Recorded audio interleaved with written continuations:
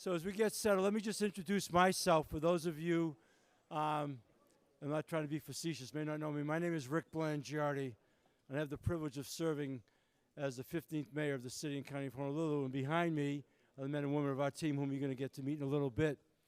This is our third town hall meeting of the year. We started in Kapolei 2 weeks ago, and last week we were in Kailua. And I believe last year we did 11. I know we did 11, but I believe last year the last meeting we had was with Salt Lake. So we're really pleased to have you in sort of the front end of our schedule tonight. It's also an unorthodox meeting for us in a sense in that we've never done one with bleachers before. So just a little house rule to put you at ease. We have people here, when we get into the Q&A part, that will come and take a microphone to you. We don't want anybody having a battle with coming down the stairs or anything like that, okay? And so let me just say, I'm going to come back and tell you some ground rules on how we'd like to do this. There are really no rules. It's probably the wrong way to say it. Just kind of how we'd like to have it happen. But we'd like to kick it off first and foremost with a pule from Pastor Daniel Chin. And where's Pastor? He was just here. Here he is.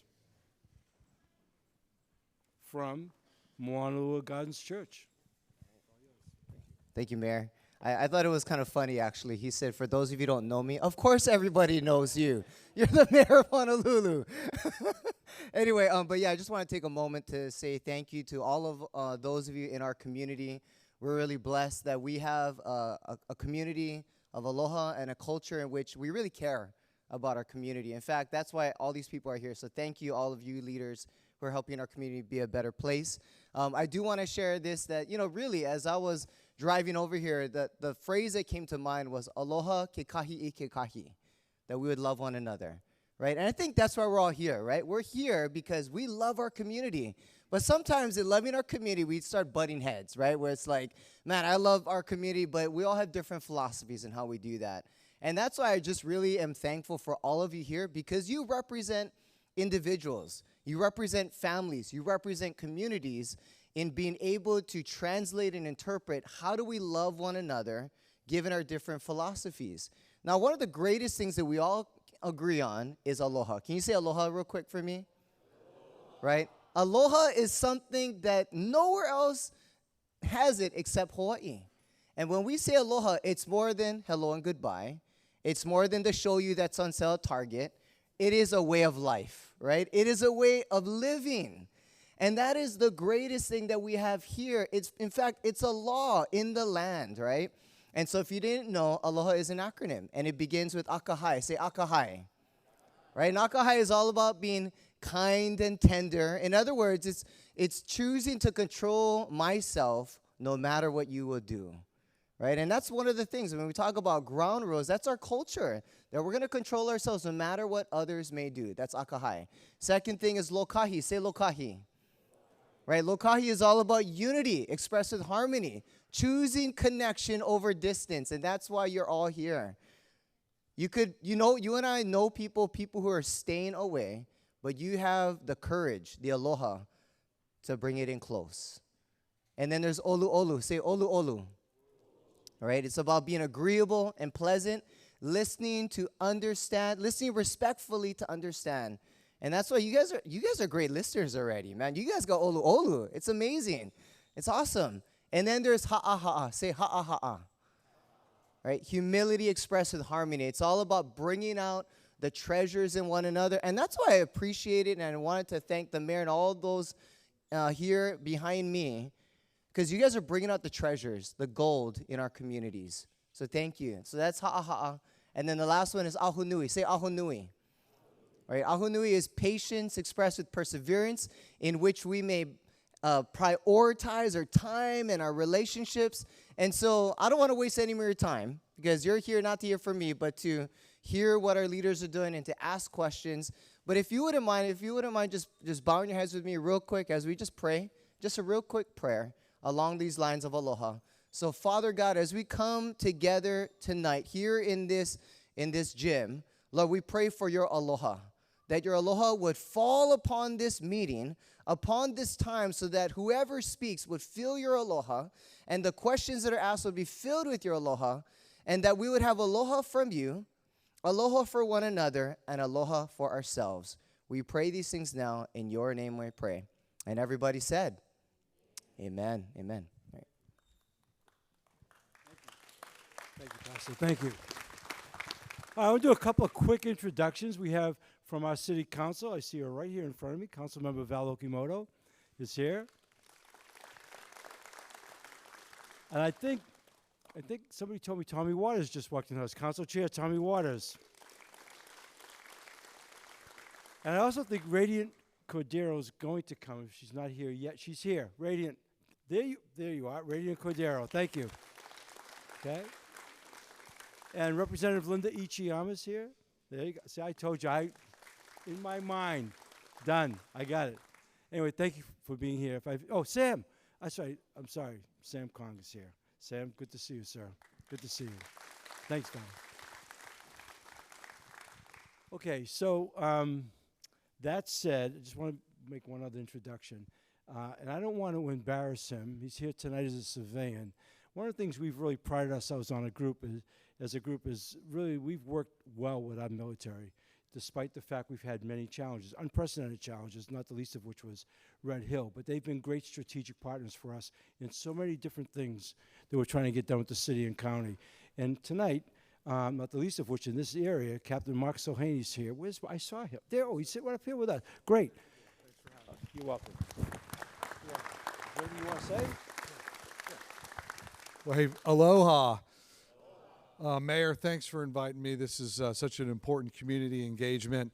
For me, this is my 5th tour in Hawaii since 1998. I've been stationed all over the island and very blessed to be back here commanding Joint Base Pearl Harbor Hickam. My kids were born and raised here, and I'm retiring here, Mayor, on July 11th at 10:10, and I'm going to stay here for the rest of my life. So we are excited. I'm excited to hear about this community a little bit more in detail to make sure I'm tracking and the Navy's tracking with the city. And I also want to say thanks to the entire city for their collaborative and partnership efforts that we've been working on multiple things over the last couple of years, Mayor. So again, thanks for having me, and aloha, everybody. Thank you. I have a bit of a background in team sports. I would tell you being mayor is definitely a team sport. And the men and women that are behind me, you're about to meet. I'm going to start with you down there. Dr. Babcock in a second. Are members of our cabinet and deputy directors and deputy directors. They're here tonight for a number of reasons. One, candidly speaking, as a team, last year when we did our first 11 town halls, we positioned it as a journey of learning. We came to listen, and that was our intention. We also came to answer questions. Beyond that, also to establish personal contact for you so we could do the follow-up. Now, this tonight is being recorded. It's actually live on Olelo TV, which we didn't do last year, but we record every session, we review every session, and we make sure that every question or situation or something that was a problem that maybe couldn't easily be solved or answered is followed up on. So there's a real benefit in you being here tonight for any pressing issue you might have, because you can have the opportunity to talk directly and make contact with and establish a relationship with the person that can probably most help you with that situation. So that said, I'll get into a few other things, but I want to start off so you get to meet them. This is a hell of a group, ladies and gentlemen. It's a hell of a group. Dr. Babcock. So good evening, everybody. My name is Roger Babcock. I'm director of the Department of Environmental Services. We take care of wastewater and refuse. And thanks for having us this evening. Thanks, Roger. My name is Ben Sullivan. I'm the Deputy Director for the Office of Climate Change, Sustainability, and Resiliency. And so we work on reducing carbon pollution, and we work and helping save energy costs, and we also work on preparing for climate change impacts, such as sea level rise. Thank you. Good evening, everyone. My name is Lloyd Yonenaka. I am the Executive Secretary for the Neighborhood Commission, and we oversee the neighborhood boards. We have a couple of members here tonight, and the chair for the Salt Lake Board, David Jones, and then the chair for Pearl City, Larry Bure. Anybody else from the neighborhood boards here? All right, all right. Thank you very much for serving. I realize you don't get paid, but you do a great service. Thank you. Good evening, everyone. Joe Costilla, Assistant Chief, Honolulu Fire Department. So my division, we oversee the field operations and day-to-day operations of our firefighting force. Thank you for being here tonight. Aloha, everybody. Kite Orikawa, Deputy Chief, HPD, with the field operations side of the house. And if I could just real quickly introduce some of my team. I got our District 3 Pro City Station folks here, Major Hunter Alu, Captain Nakabayashi, Lieutenant Iwasaki over there. Also District 5 Kalihi Station folks. So I have Acting Major Kurt Ng over there, as well as our community policing team. So thank you. Aloha, everyone. My name is Sam Moku, homeless coordinator for the mayor. Welcome. I'm glad to be here. Hello, everyone. I'm Kira Shushom, and this is only my third day here. I'm here actually to help every department here and you, and to help streamline our data services for the city and county of Honolulu. Thank you. Aloha, everyone. I'm Kevin Auger. I'm the Deputy Director of Housing for the city and county. It's a pleasure to be here. Thanks for having us. Hi, everyone. I'm Kim Hashur. I'm the Director for the Department of Customer Services. Our department provides services at satellite city halls, the DMV, and public communications. Aloha and good evening, everyone. My name is Denise Iseri Matsubara. I'm the Executive Director for the Office of Housing. Thank you for letting us be a part of your evening. Good evening, everyone. Gene Albano with the Department of Facility Maintenance. I am the Chief Engineer as well as the Director. My department is responsible for the maintenance of the city facilities as well as its infrastructure. So if you have issues with roads, streams, public buildings, electrical systems, you certainly can come and see me afterwards. I look forward to our dialogue this evening. Thank you. Aloha mai kako. My name is Ka'ili Trask O'Connell, and I'm the Executive Director of MOCA, which is the Mayor's Office of Culture and the Arts. Mahalo for having us here tonight. Aloha, everybody. I'm Donna Puna, Director of the Department of Planning and Permitting, DPP. Thank you for having us today. Aloha, my name is Anton Krucki. I'm the Director of the Department of Community Services. So we do all human services activities for the city and supporting those, whether it be elderly services, public housing, Section 8, all of the Work Hawaii where we do job training, also all of the HUD money that comes in that we distribute to service providers, and also the grants and aids that the city does. We also have the homeless coordinator in our department and child care coordinator. We just installed HONU in Blaisdell Park. So if anybody wants to talk about that, I'll be here afterwards too and can walk you through that. Thank you very much for having us here tonight. Good evening, everyone. Mike Formby, Managing Director, and it's good to be here. Thank you. Good evening, everybody. Krishna Jaram. I'm the Deputy Managing Director. Thank you all for being here today. Aloha, I'm Andy Sugg. I'm the Mayor's Chief of Staff, and I'm very happy to be here tonight. Thanks, everyone for coming. Good evening. Good evening, my name's Nola Miyasaki. I'm the Director of Human Resources. We manage the 10,000 plus employees across the city, and besides supporting the mayor and meeting all of you, I'm here tonight because we're hiring. And I brought my top recruiter here, Darcy Yamada. If you know anyone that's interested in working for one of the top employers in the state named by Forbes magazine, please go see Darcy after the town hall. Thank you. What a great plug. Hi, thank you very much for coming this evening. My name is Keith Suzuka. I am the Deputy Director for the Department of Land Management. Yeah, aloha. My name is Stephen Courtney, Deputy Director for the Department of Information Technology. We're made up of about 160 talented professionals who provide IT services to all these departments, as well as applications for the citizens to use, such as driver's license, motor vehicle registration, real property, as well as HNL 311 and more. We're the ones that provide the technology to help make the city a lot better. Thank you. Aloha, everybody. I'm Roger Morton. I'm the Director of the Department of Transportation Services. Our department oversees the public transportation systems. We oversee the bus, the handy van. We manage the operation of the rail system. My partner over there, Lori, builds it. We operate it. We're also in charge of streets. Usually at these meetings, there's always a lot of traffic and speeding and those types of issues. That's our department. We also do bike paths. We also do safety, all kinds of safety for people. Glad to be here. Aloha, everyone. My name is Amy Aselbai. I am the Director of the Office of Economic Revitalization. We're focused on entrepreneurship, supporting small businesses, and helping to diversify our economy. And I'd like to note 2 members of our team, Glenn and Nicole, are over there, and they would love to chat with you. We just launched the Oahu Business Connector, which can help any small business in the community to connect with over 70 plus business support organizations on this island.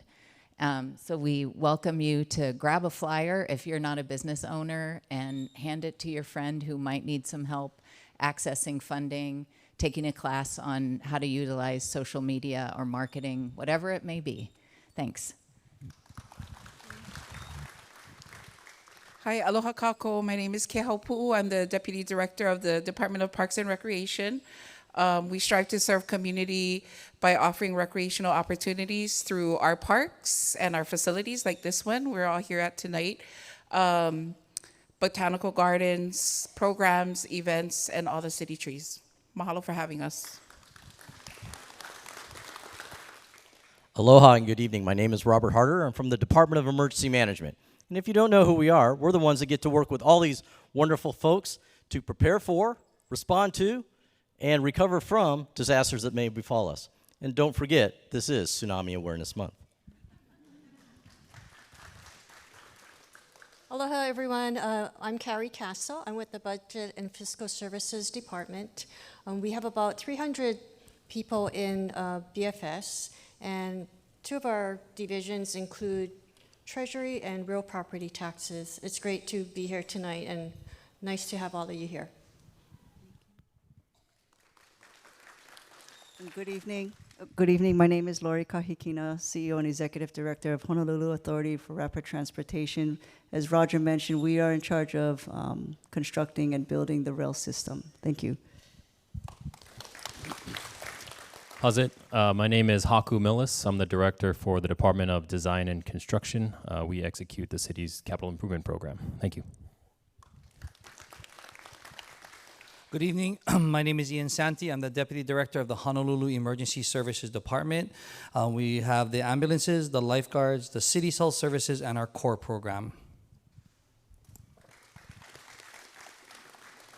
Good evening, Tracy Kubota, Deputy Director for Department of Enterprise Services. We have the golf courses, the auditoriums division, which has the Blaisdell, the Waikiki Shell, the Honolulu Zoo, and concessions under us. Good to see familiar faces. Thank you for coming out tonight.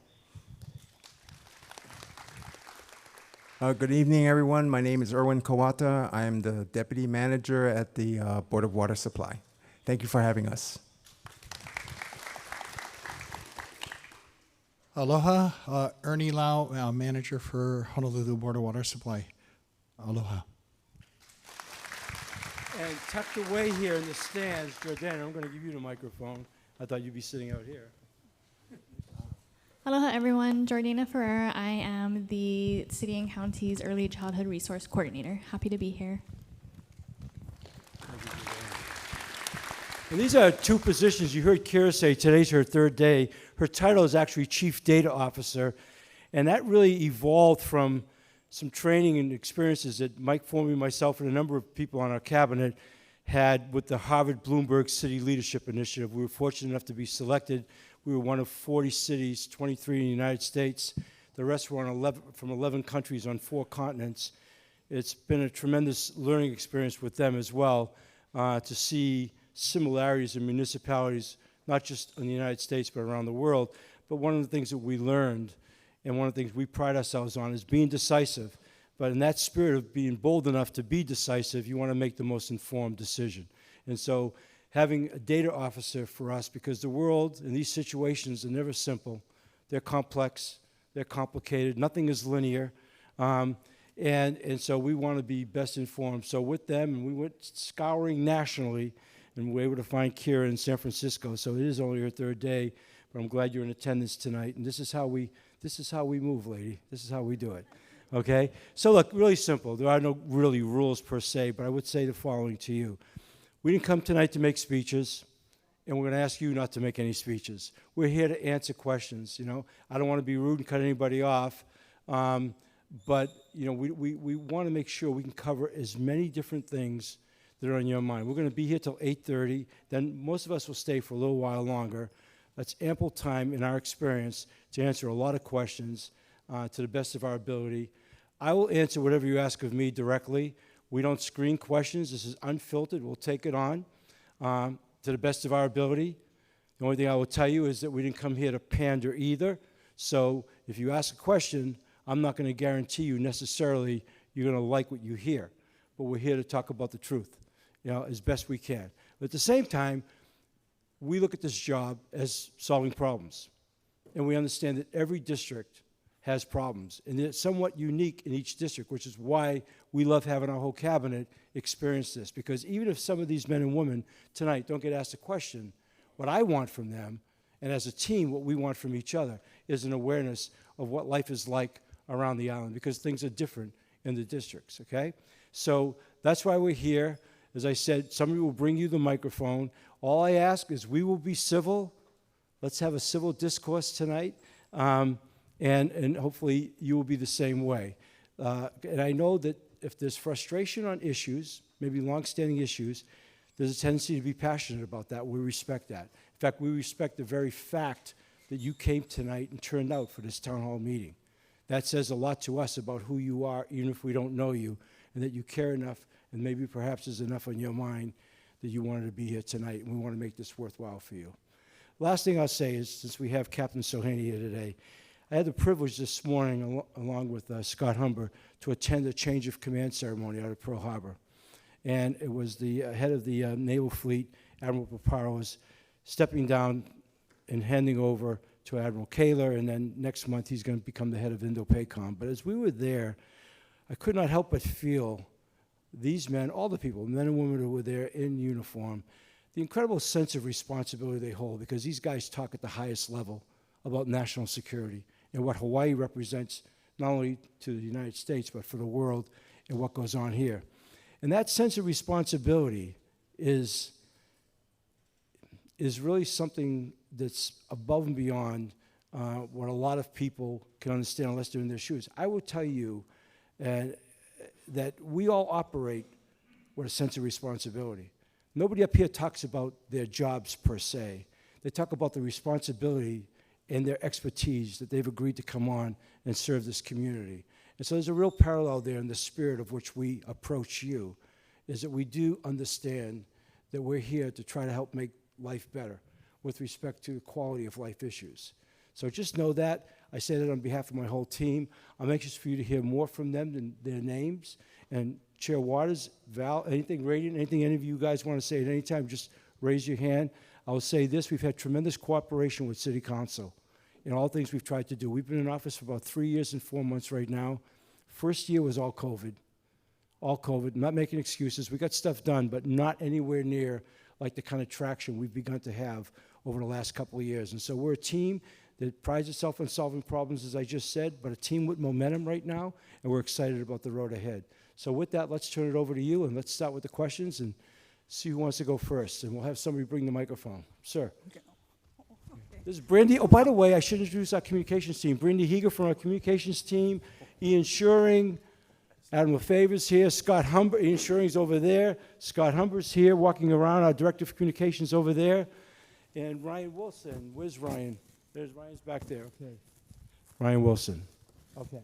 Sir. Well, Mayor Blangiardi, thank you so much for having the privilege to be able to meet with you and the whole cabinet today. I'm Larry Vray, Chair of the Pearl City Neighborhood Board, and I've got to say that with our board, we've had the privilege of working with a lot of the directors that you have here in the cabinet across the board, especially Lori here. lost my parking garage, but it was all for good. But I wanted to bring up the Pearl City Neighborhood Board has really been responsive to our elderly, our residents in Pearl City, and we've managed to work and collaborate with all your staff. We generate our letters, which are requirements, our resolutions, and you guys act on them, and we really appreciate that. But I look at it, you know, the areas that I feel that I could do a little bit more, and that area is when I have my seniors, when I feel they've been wronged by the city, I can't turn my head. I have got to stand up for them. So if we go back 2 years ago, we had a Kona Low come in to Hawaii. Pearl City got the brunt of it. Pearl Highlands Elementary School. Water came down fast. And of course, with DPP, we got a great sewer system in Hawaii. Hardly ever do you hear of flooding. The water comes and it goes. But in that situation, we had a situation where we had a number of our seniors with their area that got wiped out. There were 5 families. 5 families Yeah. affected, right? 5 families. 2 sued the city and 3 missed the deadline. Is that correct? Yes. Okay, so what do you want, Larry? That the issue is that I really believe that during the initial investigation with the city, I think they was too quick to come up with a decision. They didn't do the due diligence and actually go out and interview the flood victims. And also, I had a special meeting a month ago where I did bring Councilwoman Aokimoto and also Director Abano in. And I wanted them to hear the evidence that the flood victims had. Okay. So my bottom line is I really would need ask the city if they could come back and do a secondary investigation without having to put the brunt on the flood victims to pay lawyers, because I really think that they've been wronged. All right. But thank you. Oh, you're welcome. So let's try to address that. Let me just say one thing, that probably the most understated guy up here is this guy right here, Managing Director Mike Formby, because all of these folks report to Mike. Runs the city. I like to call him. He's akin to he's our Tom Brady as far as offensive, being the quarterback. He's also the head coach and all of that. And the only people that report to me is legal counsel, which is part of the reason why I'm familiar with that. That said, they don't come to these meetings because typically what they do is, and I can relay that, but I am going to ask Christian, I'm going to put him on the spot, our Deputy Managing Director. He's got a little bit of familiarity with that. And just to make sure we understand what the request is, so I can relay that tonight. And besides that, candidly speaking, we're not going to resolve a legal matter in a forum like this, but I want to make sure, Larry, that we hear the situation and we're going to take it to heart. So, Christian, I'll turn it over to you. Yeah, Chair, thank you for being here and thank you for the question. We have discussed this with Corporation Counsel, and they believe they've taken a good look at the issue. But this is something we can talk about some more and see if we can have another discussion about it. But from their perspective, they feel like they've done their due diligence. They feel like they've looked at it. They feel like they're protecting the taxpayer monies also. So we can have more discussions about this if that'd be helpful. I would like to request a follow-on meeting. And some of those flood victims are here tonight. If you could stand, please. Okay. Well, thank you. Thank you. We can get you a microphone. Thank you, Larry.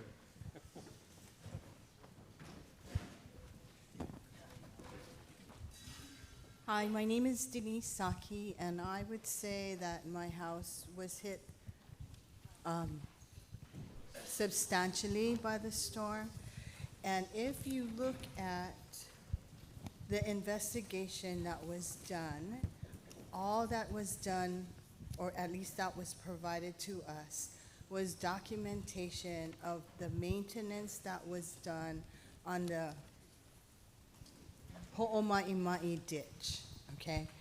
The Ho'omai'imai ditch is above the elementary school. What You might want to talk into the microphone so we can hear a little bit better. What caused the damage to our homes was there's a culvert that runs between my house and my neighbor's house, 6 feet by 10 feet. I believe that's correct, Jean. But that culvert was 100% blocked for 50 to 100 feet. So the rain coming from Mauka didn't have anywhere to go. It couldn't progress down to Pearl Harbor Basin, right? So it backed up, went onto the Pearl City Highlands Elementary School grounds, bubbled up like geysers, came over our wall, eroded our foundation and therefore the structure of our homes, not to mention flooding. But if your deputy director, or no, council reports to you, if you will look at the documentations that they provided, there is no investigative report. There's only documentation of the overtime ledgers that was done on the Ho'omaimai ditch. That has nothing to do with the 100% blockage of the culvert. The city employees took 2 weeks, 10 to 14 hours a day. 10 to 14 hours a day, 7 days a week to clear out that culvert. So how this Corp Council can say that our city employees did their due diligence in their recurring maintenance of the culvert is beyond me. Okay. That report that I requested from Gene Albino's office, if that is the report that Corp Council is basing their decision on, is not a report. Okay. Well, I promise you, and Larry's here and Christian's here, that we will look at this really hard. Really hard And- because, we settle a lot of lawsuits, right? We pay out, and I understand the due diligence of the tax-paying dollars. That's my tax-paying dollars as well. But we pay out lawsuits up the wazoo. But when your constituents, Mayor Blangiardi, are affected personally, we just shut it down. Well, I mean, I look to you as my mayor Thank you. to resolve these kinds of issues. Well, I'll tell you, the first I heard of this issue was in our preparation for this town hall meeting, which is why I knew what Larry was going to say. Because we do a little bit of prep, because we draw from the reports at the neighborhood board, we try to anticipate, no. So this is the first time I heard about it. So I'm telling you that very straight. Yeah, so, And so, so if you would just physically come out and you look at that report, Ho'omaimai ditch is above the Right. elementary school. What good, how Corp Council made a decision to deny us based on those records of the Ho'omaimai ditch is beyond me. okay.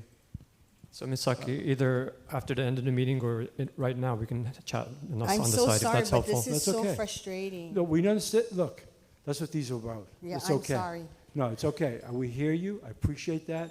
I've known nothing about that. Christian can make contact with you, get your personal stuff. We will follow up. Larry, I'm giving you my word. We're not going to, look, the last thing I want to do is see anybody get screwed. Right. Okay, for want of a better way to say it. You didn't say that, but I'm saying it to you, okay? Right. So let's look at this. And I say this because I was an investigator for the Navy for many years. And if you Corp Council based their decision on those facts, they are not facts. Okay. Thank you. Well said. Well done. Thank you. Mayor. Mayor. Yes, sir. Hi. Can Hello. I shake your hand? Sure.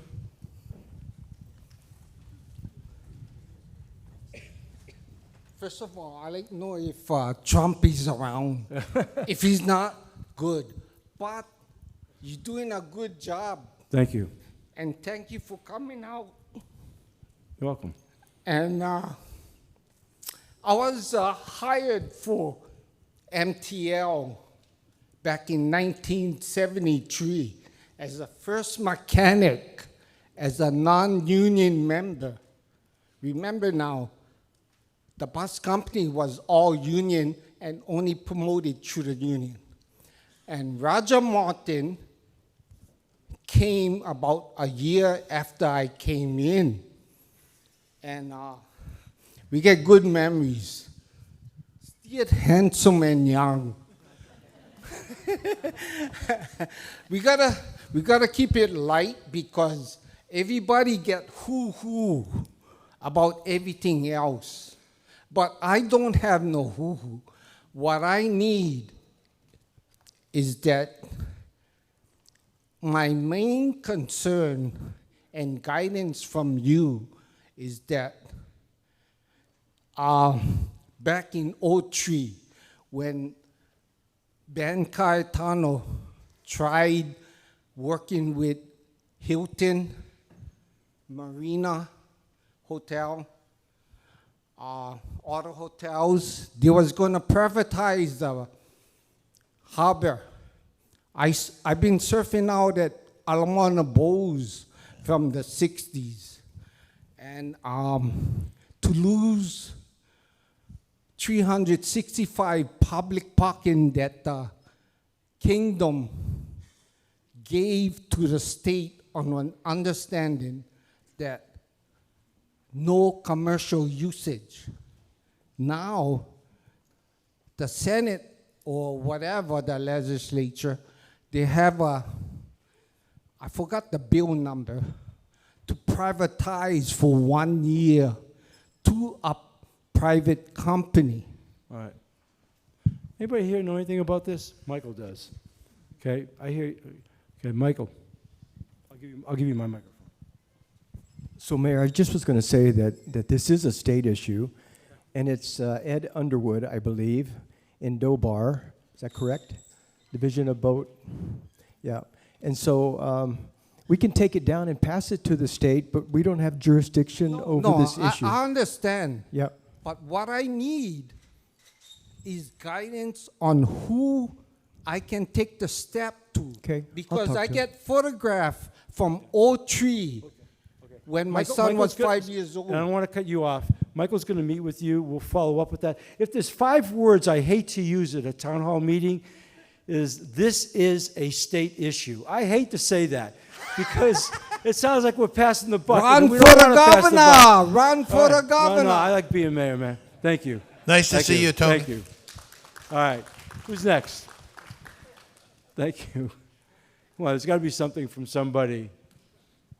All right, here we go. We can get the microphone to you, sir.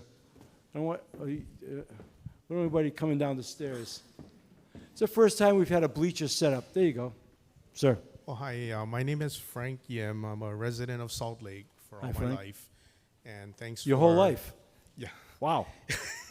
I don't hear people say that very often. I'm getting old. The question I had for the city pertains to the property tax. And my mom here has, some rental units in Waikiki. And basically what happened was, when you have property tax, you have 2 forms. One comes out as an assessment. It's not the bill. Right. Right? And then there's the property tax bill. Yes. Okay. Now, when you get the property tax, okay, here, I know exactly what's going on.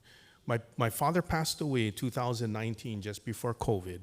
And so what happened was that brought out a lot of this to our minds because we had to do a step-up clause with the attorney.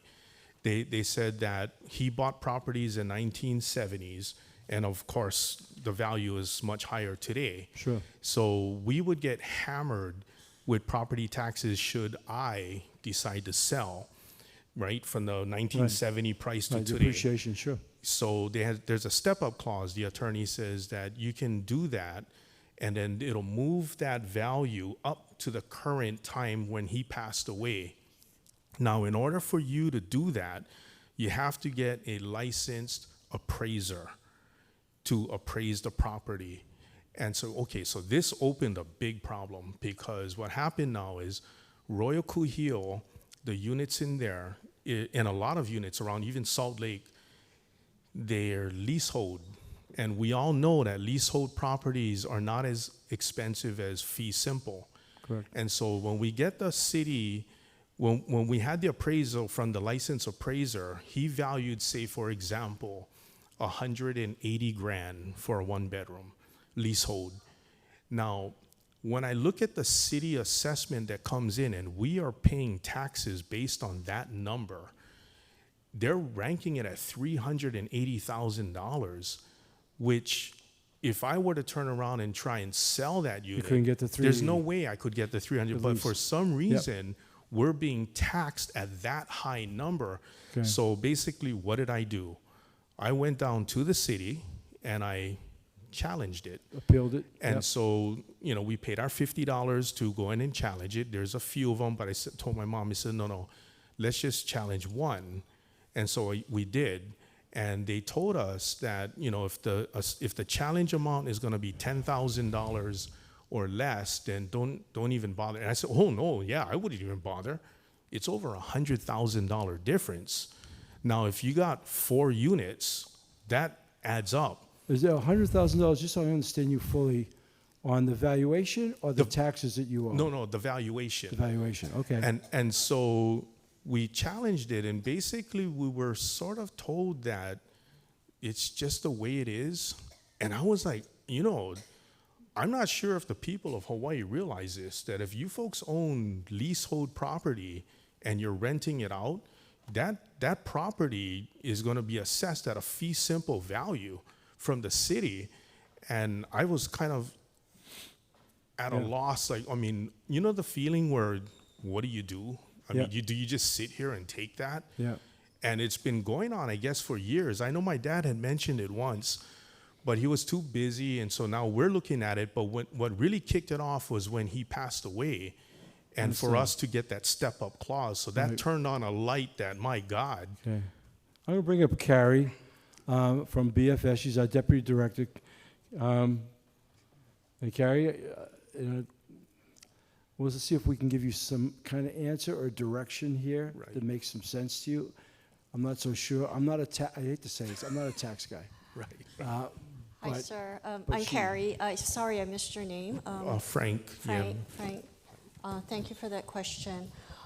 Could you repeat, like, what, in terms of where your appeal is today? Oh no, it's finished already, because the decision was made by the city or the committee that that's just the way it is. And I was kind of like, whoa. So I just take it then, I guess. Yeah. But I'm not sure if the people of Hawaii understand that this is actually going on, and that is big.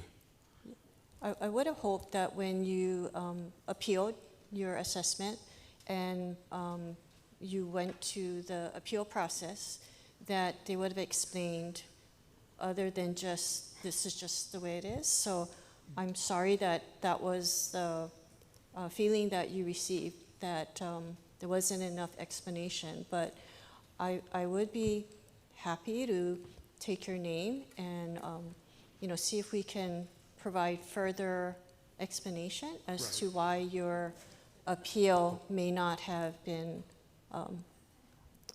favorable. Right, okay. Yes. Yeah.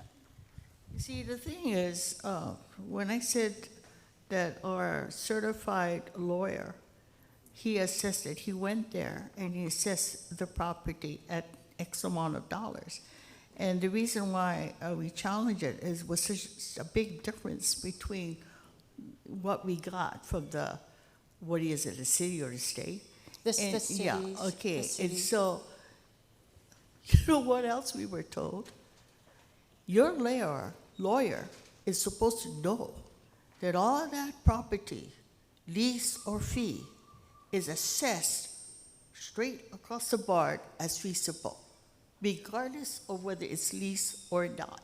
And if you want to change it, it has to be a vote from the council, or etc. I said, how many people know that their property that they own, whether it's lease or not, is assessed as if it was fee simple? And they said, lawyers are supposed to know that when they assess your property. Brother, that I feel that is so unfair. Well, I hear your concern. Again, I'd be happy to take this, get your name, take this back, be able to provide a better explanation to you so you don't feel that it was that's just the way it is. Thank you. So I will definitely reach out to you after and get your name and your TMK number and see what we can find out. Right. Okay. Thank you very much. You're welcome. Thank you. Good. Who's up? I appreciate the question. And I realize that's a sensitive question to talk about in public, and I appreciate the fact you're so candid. And I hate the fact you get told, well, that's the way it is. I hate that. It shouldn't be that way. Go ahead. Hello, I'm Kelvin Chan. I'm a lifelong retired educator and Thank you. learner. I want to thank the City and County of Honolulu for affecting my whole life because of a program they had in the 1960s, 1970s, but this program, it stopped in the late 1990s. Anyway, the program was kite flying and making. In fact, in 1972, Hawaii at the Kapiolani Park had the first Hawaii World Kite Flying Championship. During those days, we had the largest kite. In fact, my mentor, he made a kite as big as a two-story house, 20 feet wingspan. It's a Filipino kite, and it's tailless, and it goes straight up. In those days, to judge the highest flying kite, the city provided a helicopter to go up, straight up, and judge the highest flying kite. And then throughout my years as an educator, I was a mathematics teacher, a computer science teacher. I taught problem solving, kite making, and this affected my life. In fact, in the next couple of weeks, I got invited to go to China to bring the kites. Okay. That, So what I is your developed. question, sir? Okay. The question is, the amount of parks that's provided for kite flying is limited, especially in District 2. If you look at the special places to fly kites, there's only Booth Park, Dole, and Halawa Park. I grew up over here in Salt Lake. Are there actually signs that say no kite flying in Yes, other places? this park, Pu'umalu Park, the one over This there. big park out Yeah. here says you can't fly kites? Yes. In fact, this park says no ball playing, no picnicking signs. This is right up Kayhaw's. This is right up her alley. Go ahead, Kayhaw, take it away. Hi, thanks for bringing up your question about kites. We'll be happy to explore that and, see where we can expand kite flying in our parks. We're trying to work on that on the Eva Beach side as well because we have just a few parks that allow kite flying. I'm sure, there's some reasons or it may be historical. There may be some historical reasons, but yes, we need to allow more kite flying in our parks. So be happy to work with you. I used to live a couple blocks, and then I make my kites and I walk my kites because it's so big. I used to fly it at Salt Lake Elementary and then this park over here. Mike, is there anything you want to say to this? No, I think we need more kite flying. Yeah. I have to tell you, generationally, and I know that I'm senior to you, I grew up with kites. I mean, that was like what we did as kids, try to make kites. We never did anything that would win awards or whatever, but I understand it's a really good recreational thing. And then one of the kite shops was at Kite Fantasy in Kapiolani Park. Robert Loera, he moved to Maui, and his kite shop, the Maui toys, got burnt down too. Oh, okay. Thank you, sir. Next. I promise you, we're going to look into that. Kale's not just saying that. We're going to look into that.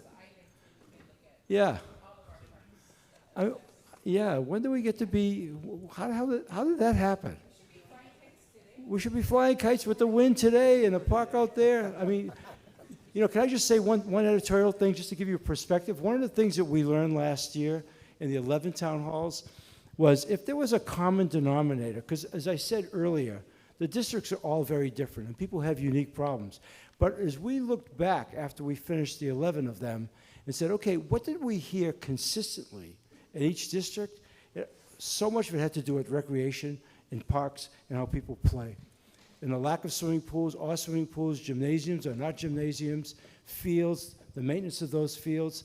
So we really understand, and Laura's not here tonight, but Kayal and Laura, we could have two finer people in charge of our parks and recreation, and their commitment and understanding what it represents. And it sounds so cliche, but honestly, it's about quality of life. It's about making it better to live, work, and play.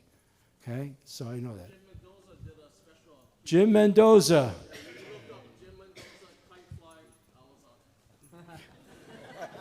I'll look it up. You know, Scott's the former news director at Hawaii News Now. So Ian's over there. I used to work there too, till they threw me out and I ran for mayor. Yeah, okay, thank you.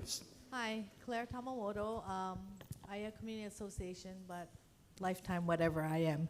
My first question is actually for Roger Morton. Good. I don't know if you can answer it. So I run a preschool and I run an adult daycare center.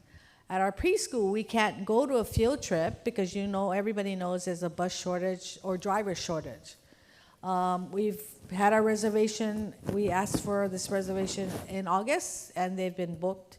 And it's not your bus, but it's been booked since August, and our field trip is not until May or June. I forget what it is. We tried to pursue everything that we could. We even looked at party buses.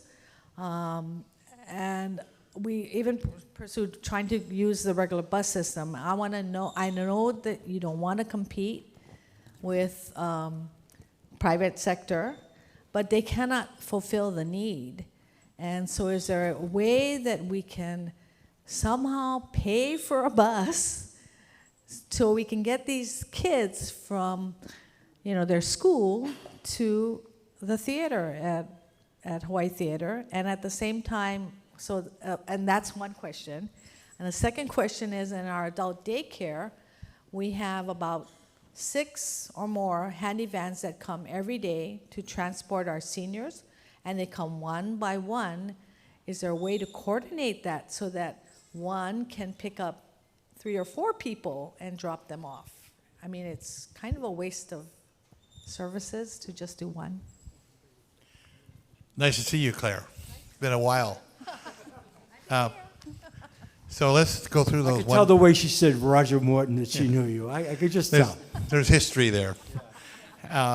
For the buses, it's not so much that we don't want to compete with the private providers.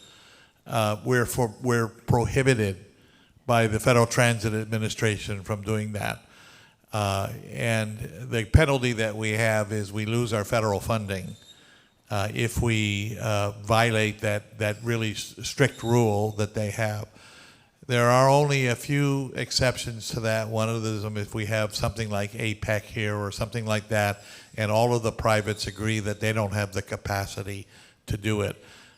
So it's not likely we could. I do tell you that a lot of schools, though, do use the regular bus system to get to Hawaii Theater. Is right downtown. Most of our bus routes go there.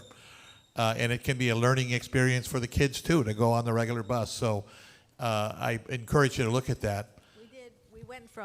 We did go once from our preschool in ʻAiea to Pearl Shopping Center. Yeah, preschool's a little low. It is a little hard for preschool. It's a little hard to move 105 little kids. Yeah, agreed. Once you say preschool, I get that. But if they're third grade or more, it's usually pretty easy.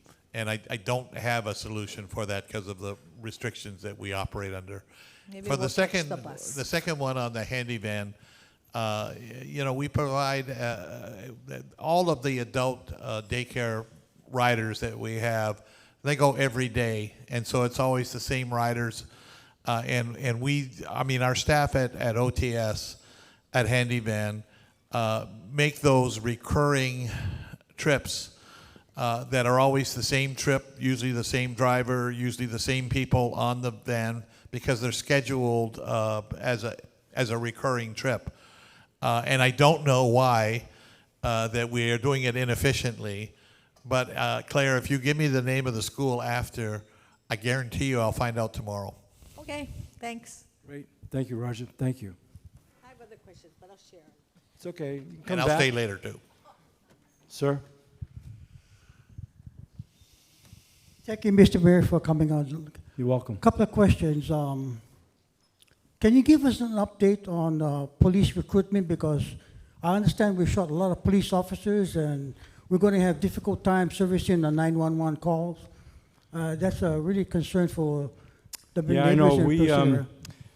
I would tell you that Chief Logan's not here, and I'm going to ask Keith to speak to this. But, I read the same newspaper articles that I was really concerned about. We've known about the vacancies, the 437 officers. I didn't really care for the articles that were written this week. I didn't think they were in the best interest of the public. I can promise you the sky's not falling. Do we have issues in trying to build our police department in this day and age? Yes. We're doing everything we possibly can. I'll let Keith talk to the equipment issues, but I will tell you, and all of us agree with this, despite all the expertise behind me in the various aspects of a very complicated city, if you will, if we had one overarching priority, it's on public safety. So I welcome that question. Keith, I'm going to turn to you, Chief. And Aloha, thank you for that question. Yeah, we do acknowledge we do have a, fairly serious personnel shortage. We're about 437 sworn personnel short, as the mayor said, as well as about 192 civilian personnel short as well. But I can assure you, though, that given that fact, and we still have over 1,700 sworn officers, serving actively. When you compare that to some of our other counties, like I think Big Island has about 500. I think Kauai has barely 200. So we have a significant force on our side. And with that said, we can maintain all of our patrol capacity. It is a struggle sometimes, but there's no services that get sacrificed because of that.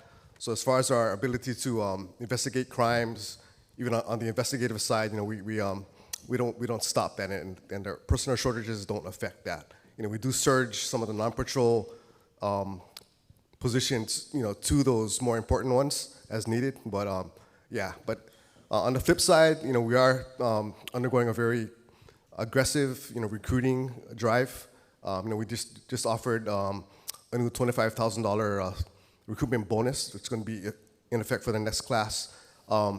We've seen a dramatic increase in some of our application numbers. So typically around this time of the year, we get roughly about 40 a month, but I think that the number about tripled, this month. So we're seeing good numbers on that. In addition, we do have other long-term shaping efforts as far as working with both the high schools. We have law enforcement tracks that we're supporting. We have the Law Enforcement Explorers Program. We have college internship programs. We just reintroduced the cadet program, all geared towards shaping and focusing and hopefully ushering more recruits into our system. So, yeah, thank you for that question. you have another question, sir? You said you had a couple. Is that? Mr. Mayor, I addressed this issue last year. Can we have a dog park in Pearl City? Who's in charge of dog parks here? Come on. Who wants to speak to that, KL? That's like the same line with the kites. Go ahead. Yeah. And Larry put the requirement in. We can explore that. It would be availability of land. I know we have a couple new dog parks we work with. Council Member Cordero's office.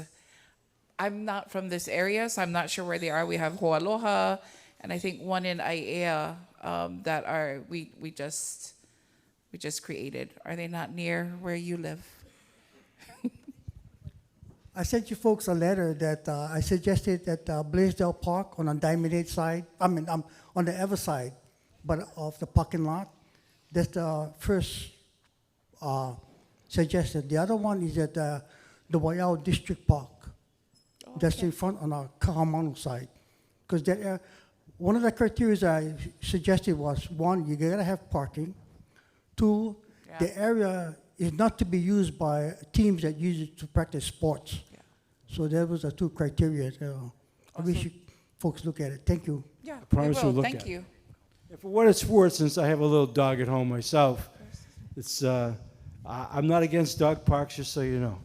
I think if we can have them, they're really good. I don't take my dog to a dog park, but I know a lot of people who do, and it's a good thing for dogs. So, sir. I always want to say one other thing before you ask a question, to support our police department. I also want to thank our city council, because Chief mentioned the fact that we just implemented this signing bonus. It is a real challenge right now recruiting police officers, not just here in Hawaii, but across the country. It's a very dangerous job. That's why these men, all of our first responders, the fire department's here tonight, EMS is here tonight. It's really difficult work. And the thing about police officer is, and we've seen it all too often lately, not just here in Hawaii, but also national stories where young lives are lost in crazy incidents, and that's not exactly an incentive for a young person to decide to be a police officer. Add to that this year, I don't know how many retired on the administrative side, but we had 68 officers retire. And that has been the number about almost every year. It's been between 50 and 70. And so right there, it's uphill trying to overcome that to get there. So this is just one tool. I don't think $25,000 changes somebody's mind per se, but it's definitely a recruiting tool. The thing I do want to underscore, though, and Chief alluded to it, is we're doing a lot more aggressive recruiting now at a lot of different levels, and we're being innovative every way we can, because in the spirit of everything that you deserve, we all deserve to feel safe. We know the guys, the people, the men and women at the tip of that spear in feeling safe is our police department. So just know this is not anything we're casual about. It's something we're really focused on. We're doing everything we possibly can to make people feel safe. Sir. We have a concern, and we live below a tripler. We have wrote letters to our representatives, and there's no solution to the problem. The house burned January 5th of this year, and I'm pretty sure our representative know which house this is. There's squatters, there's been convicts, criminals. This house is a known drug house. Every crime on the island, they come to this house. You know, there's a lot of kūpuna that lives in the area, scared. A lot of children, you know, we don't let the children play outside because there's criminals always coming and going, all hours of the night, day, you know, and District 5. Have you ever called the police? I'm just curious. You said you wrote to representatives, but. So we do call the police. They talk to them. Nothing gets done. District 5 Crime Reduction Unit, you know, we've been working with them, and they've been a big help, but they're stuck because, you know, their job is to fight criminals. Yeah. Patrol comes up, they don't enforce the law. Vehicles have no license plate. They just talk to them. Registration, safety, all expired. Why do we have laws if they're not going to enforce? They tow the vehicle, and the next day, the vehicle's back at the house. So, Okay. you know, we're begging for help because we've What's been- your name? Eric. Eric. Hang on a sec. Does anybody want to talk about that here? Because we can take this up. HPD is going to talk about that. I want to know the address, okay? Okay. But I'll let Chief talk about that. This is the first I'm learning about it. Also, the house is burned, and there's still people living there. Yeah. There's no water, there's no electricity, and... It's right below Tripler? Yes. Okay. And, you know, it's... How do people live in that kind of house? Eric, I don't know. It's the first I'm hearing about it, but this is the kind of stuff. Just before the meeting started, I was talking to HPD, because they took a meeting with me yesterday where I got a little crazy in the meeting over some stuff that was just as frustrating as what you're describing. And you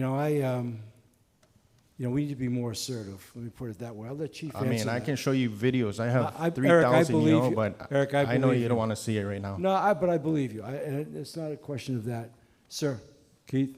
Yeah, thanks for letting us know about that. I got my District 5 commander here, so he's tracking what's going on. What we can do to, you know, so I have not just the District 5 commander, but we also have some of the community policing teams here. So we'll meet with you offline. We'll get the details for you, from you, and we can talk story.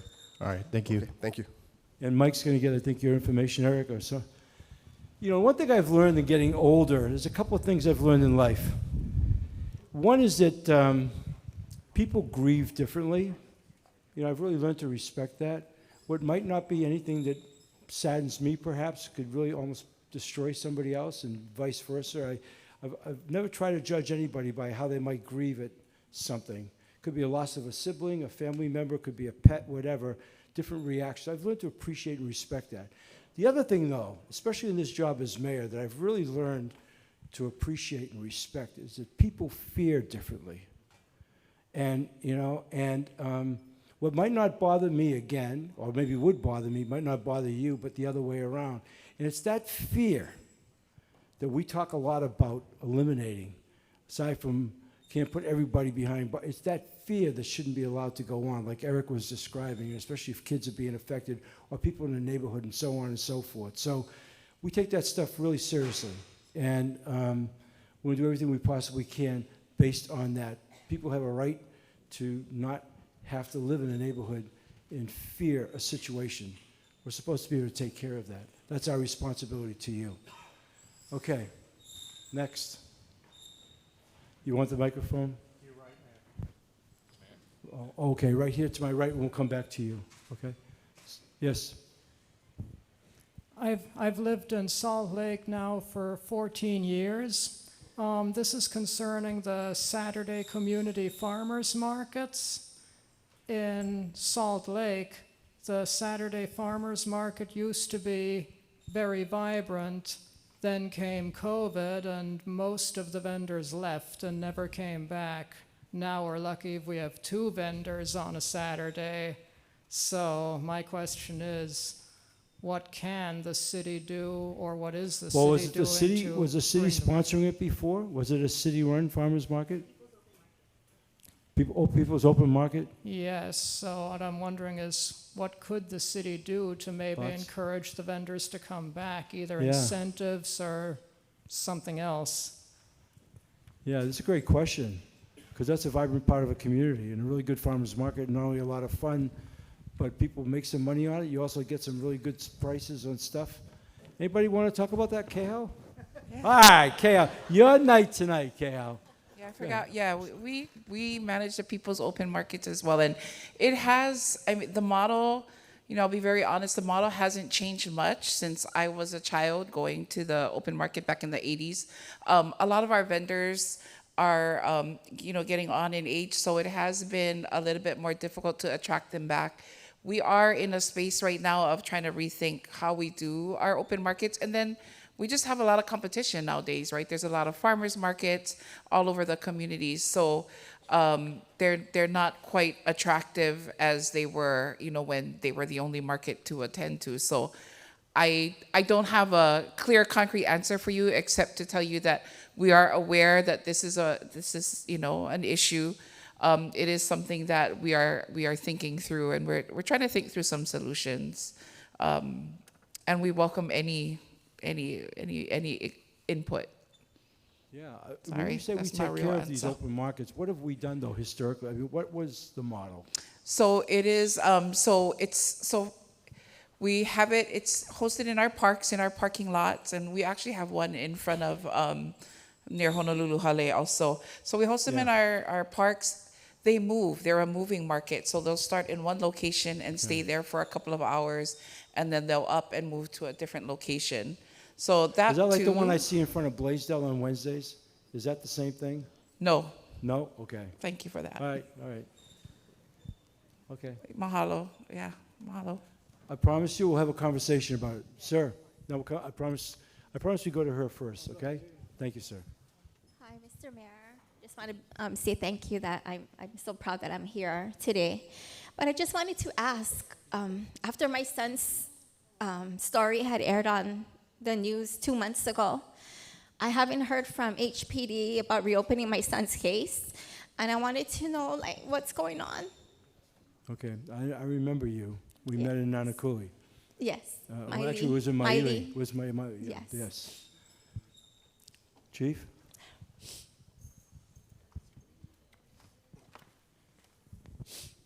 Aloha, Shauna, right? Yes. Yeah. First of all, my sincere, condolences and sympathies go out to you and your family for your loss. One thing with HPD I can say, we have a very capable, criminal investigation division. We handle all aspects of crime and felonies, in the city and county of Honolulu. And death cases, of course, we take it the most seriously. We've got our best investigators on that, assigned to that. And, we have a very, very good clearance rate as well. For your case, I am somewhat familiar with it, although I can't, and I won't talk details because not in this forum, right? But what I can do is, we can sit down after, and, so criminal investigation division does fall under my purview, so we can put you in touch with the detectives and get you a better answer on that. Again, I think because of the sensitive nature of the case, I really can't talk, Yeah. details in this Yes, forum. that's But why I just want to ask, can I get my son's case reopened criminally? yeah, we'll take a look into that. Yes. Okay, It's so been long. apologize for not, giving a timely answer been on that way if that was the long. case. It's been way Yes. long coming. Okay. And, I've been through a lot. Me and my kids, for our safety too, yeah. There's a lot of crime, and what happened to my son? I got to make sure that we're safe. My kids are safe. So it's not just getting justice for my big boy, my amazing son, but it's also to, make sure that me and my family, my kids, is safe too. Because you never know, we never know, something can happen to me because I'm fighting for justice for my son. Right. So I just want to stay transparent. That's why I'm transparent, because if anything does happen to me, at least everybody knows. Fight for me, you know what I mean? Fight for justice for me too. Okay. I'm a mom, I'm a grieving mom over 2.5 years. My son didn't deserve what happened to him. I don't want to go into detail. It's devastating that I had to at some point because nothing is being done. It's horrific. Yeah, Sean, again, apologize for what you're going through, but we're on your side. I'm okay? I'm upset. I get my emotions. I cannot work. I finally did a GoFund because I feel like I need an attorney. I don't have the money to be paying for, you know what I mean? I can barely work. I only do Uber Eats. I cannot work anymore. Okay. I understand. I cannot. Okay. Again, Thank you. We're on your side. Okay, we want Yeah. justice as well. Okay. And let's talk after. My son deserved justice. He would have been like one of you folks. He was so amazing. He was in the robotics club at Pearl City, District 3 side, and he's right there with Governor Ige. He went into the White House. He went into the Honolulu State Capitol. I mean, he's been all over. He won competitions for robotics club because of my son. He has certifications he just got.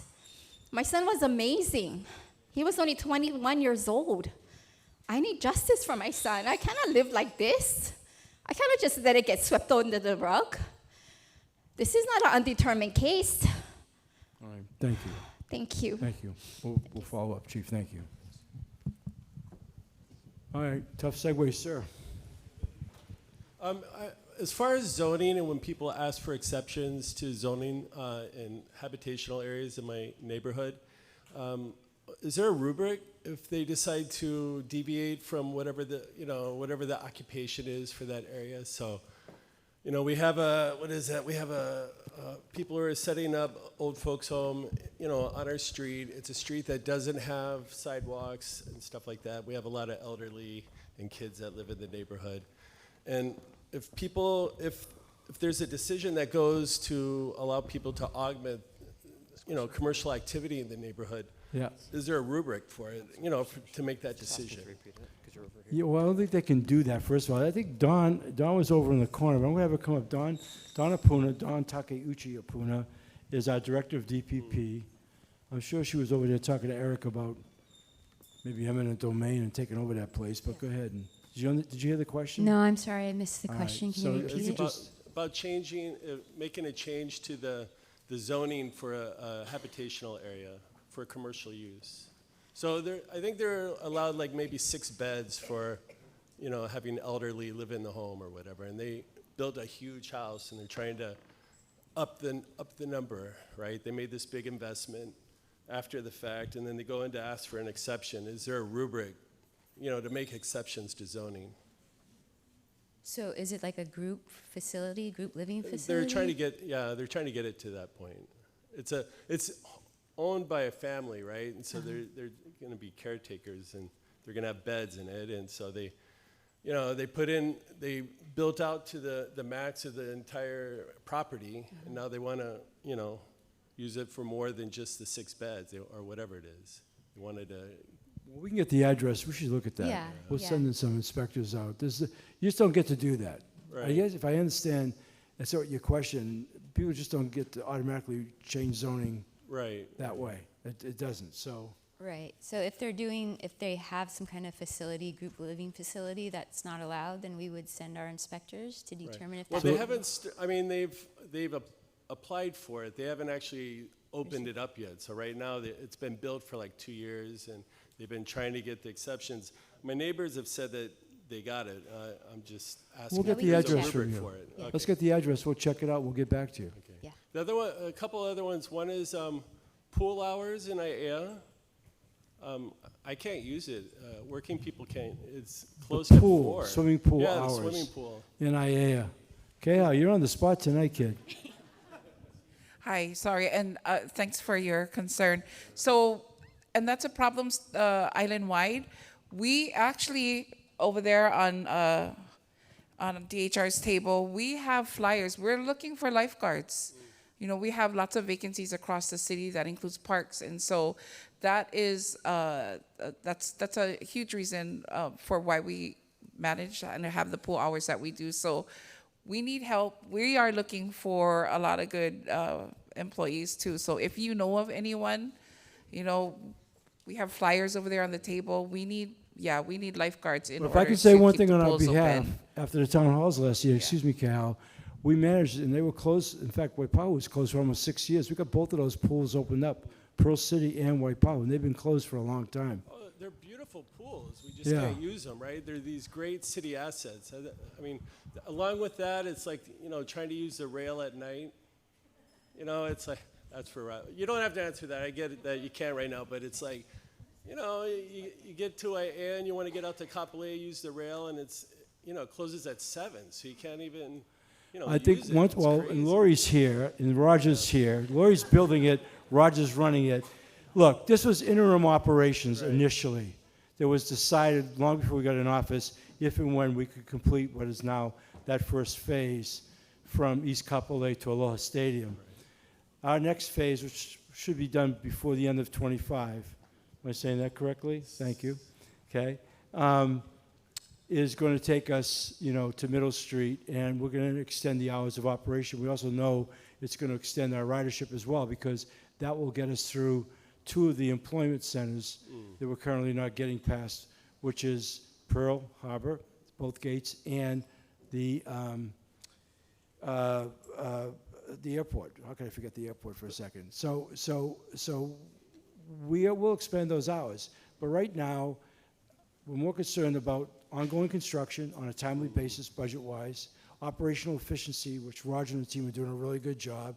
We're doing what we can on ridership, but we also understand, for those people riding it, who can rely on the fact that they can get from Kapolei to Aloha Stadium in 22 minutes and then jump on a bus or some other kind of transportation, they all like it. But it's nowhere near the numbers we're anticipating that we'll be able to grow into. Right. People need an incentive to leave their car at home, and part of that incentive is how easy I can get to work. And right now, we're not going to anybody's workplace, okay? So we're putting up with that because we had to do that.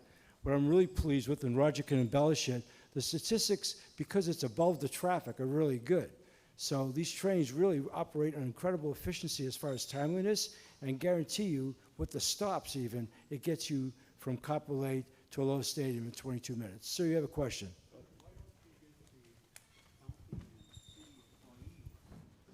Why don't you get the city and county employees to use the rail to go to work? Now.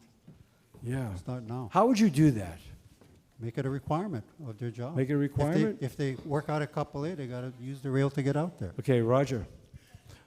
We actually made a deal with our city employees. If they agree to take the train to work or the bus, they can ride for free. But the requirement that they have is they have to give up their parking permit. So we are doing that. We've had a 17% growth in our ridership, still real bad ridership, but it's growing. But I agree with you, trying to get at least our government workers to use it, great idea. There will come a time when the ridership will be really strong on that. This is a transformative project. And quite honestly, it's not for today, but we're building it for the future, and it will impact. Communities will be developed, ridership will be there. We're just evolving through it. But I have to admit, I didn't really know enough. We had enough challenges coming with the rail on the interim operations that we pretty much had to do that. And we looked at that and said, is that really going to be the kind of incentive? This next stop will make the next leg will make a big difference. And then ultimately when we get to downtown to Civic Center, it'll go. But I think as we see more and more people adopting it, it's going to pick up. We know it's going to pick up.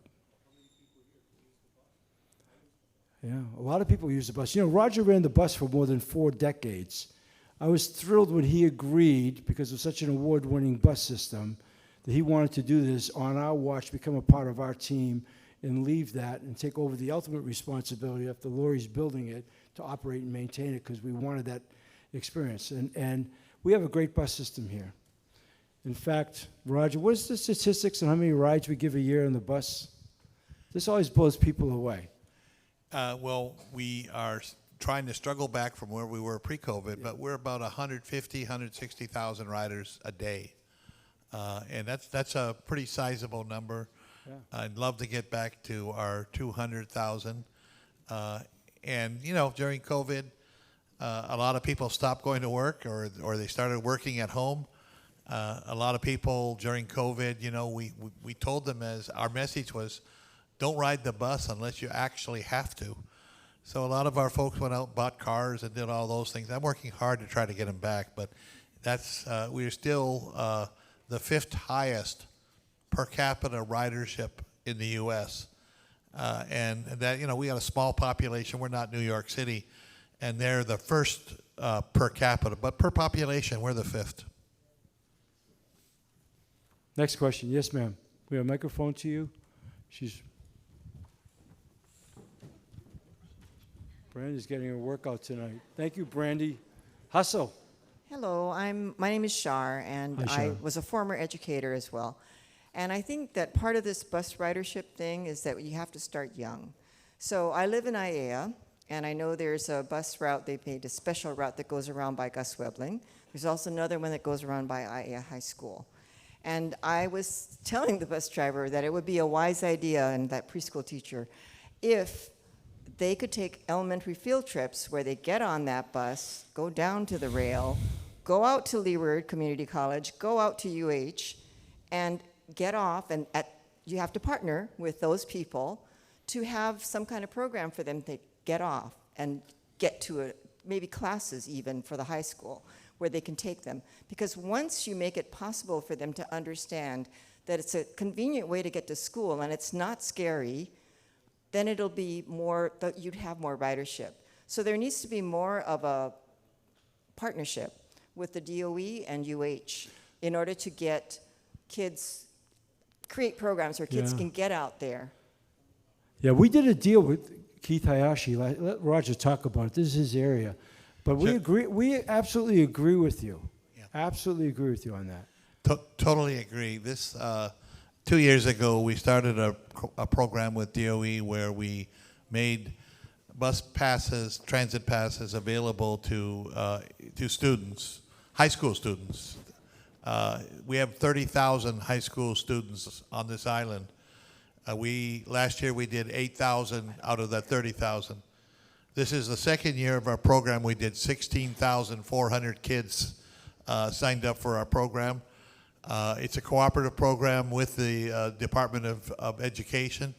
For the University of Hawaii at Manoa, students voted themselves to have transit put into their campus card. So if you're enrolled at the University of Hawaii, you automatically get a transit benefit. It's very highly used by the students. Same thing at KCC. And we're working now with both Leeward and with West Oahu, which are now on the rail system. It seems a slam dunk that we're going to try to get that too. But to your point you know, the other thing that my department is doing a lot is with a lot of schools. If the schools call and want a tour of the rail system or you know, those kind of things, we're probably doing 2 a week right now. You know, there's a limit to how much I can let my staff go out and do these things, but we're doing about 2 a week right now. Also, Our bus company partners also have a young student thing. They'll come and take a class. They'll take them through the bus washer. They'll show them the bus maintenance, because we're also looking for workers too later on. It's hard to find bus drivers. It's hard to find good mechanics. So the more we can get them interested in public transportation at that early age, the better it is for everybody here. Thank you. Before we go to the next question, Ben, is there anything from CCSR you want to add on that? So we appreciate your bus ridership. I am also a bus rider. I appreciate the question, Mayor. And from a climate change standpoint, this is a great thing. It does what we love, which is to say it helps globally, but it also helps in our wallets locally. If you ride the bus, you save a whole lot of money. It's about $16,000 per household to maintain automobiles in the state of Hawaii. And so when you get rid of if you get rid of a car, you get rid of 2 cars. It's not just gas, it's insurance, it's tires, it's transmissions, it's all that kind of stuff. So we love Roger Morton's bus. We promote it as much as we possibly can. Thank you. You love Lori's Reel, too. Yes, we do. Okay. Lori, I'm just trying to keep you in the game here, kid. All right. Next question. Sir. Then, Kyle, I see your hand up over there, too, so go ahead. Your microphone. Yep. Aloha, guys. Mr. Mayor. Aloha. I appreciate what you're doing at Blaisdell Park. Last time we spoke was last year. I brought it up at the meeting, and so I really appreciate what's going on over there. You're welcome. You're talking about Honu? Yes. Yeah. Honu, and just the whole cleanup in that Blaisdell Park area, the whole bike trail. Yep. Looks great. That's It's coming along. Captain Salhani. Appreciate helping it. us with the bike trail. My concern is for Tom from Palisades. So on Komomai Drive, going up to Palisades, coming from Waimano Home Road. Yeah. It's a windy road. It's dangerous. I brought it up to our community board a month ago, and in regards to the rails and the fences and the signs that are all broken, and I haven't seen anything done about it. I went down to the police station to see if there's any police reports on that, just to make sure the city is aware that those things are broken and messed up, and it's unsafe. I was advised to call 311 to call your office. So forget calling your office. I'm here to talk to you about it. You got it. Right? So I just want to know when that's going to get fixed, because, as you know, it's only one way in and one way out for us. So any kind of work done on that road is going to mess up a lot of families up there in their commute time.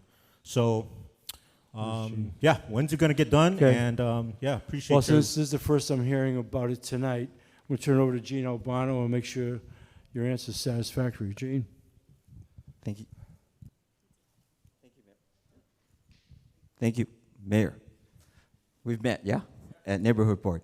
So there's a process in terms of replacing damage. I got a comment on that. Yeah, Sorry. absolutely. Yeah. So I went on the website. Yeah. To click on, use the pin and click on that stuff. Doesn't work. It doesn't does not recognize work. our area. So it does not work. You know? Is Steven here as well? So yeah, I tried let's have a clicking- I tried clicking conversation all over after the that. place. Doesn't work in We Palisades. We're not seriously take recognized. those items, especially if it's regarding safety, in terms of making sure it's replaced quickly. Let's have a conversation afterwards. You and I can have a conversation, and I will get that done. Thank you. That's another story. We can talk story about that one. Did Representative Corey Chun come in? Was right here. Oh, yeah, right here. what? Hi, Corey. Micah's here, too. And Micah's here. Micah Ayu is here, too. Where's Micah? Hi, Micah. Thanks for coming.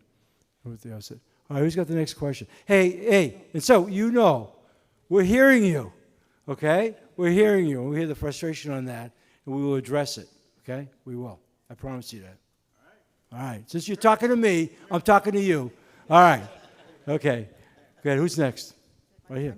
Yes. Hi, my name is Karen Yim. I live Karen. in Pro City. I walk the parks, the Pro City parks, every morning. So I know how often the trash is picked up, which is probably once every 7, 8, or 9 days. And the Blaisdell Park is the worst because it's curbside and it's probably 2-car length long, 3 trash bags high. I sent pictures to Val's office and to Larry, and I think they communicated with the city, but it's really unacceptable, and it's an eyesore. And it's not only Blaisdell, to a smaller degree, but still unsightly, unhealthy, and people are dumping their stuff there too, so there probably should be a no dumping sign. But it's Waiau District Park, Palisades, who else? Pearl City District Park, and Blaisdell. So Roger, do you want to talk about this, or is this Jean, or who are we looking at on the UK how? Oh, sorry. But before you say that, it's now 8 o'clock. We have 30 minutes left. But the reason why I'm bringing up the time is I was going to bet, I actually did, that would be the first question we got tonight. Okay. Because I was aware of this situation. Okay. Because we've been peppered with... Sorry, can I... so I talked to all the maintenance people there, and they're just wonderful hard workers. I just want to give them a kudos. And I also want to thank the Pro City Department, because when I walk in the morning, I think you folks do like a sweep, a visual sweep. You park there just to know that, you know, you're watching. So the homeless people can kind of get a sense of, you know, you folks are watching. So thank you so much. But I understand at the Blaisdell Park, there were back, because Tommy mentioned that decades ago, there was some thought of, because the rubbish piles up right next to the parking lot, facing the ocean. I mean, it's terrible. And he said, oh, they were thinking about having bins or something, maybe slightly off curbside or somewhere to house the trash bags. But I know it's a little bit more of an effort to do that, pickup-wise, and you know, but that would at least make it less unsightly. And I'm sure this, you know, in other areas on the island, it's not this bad.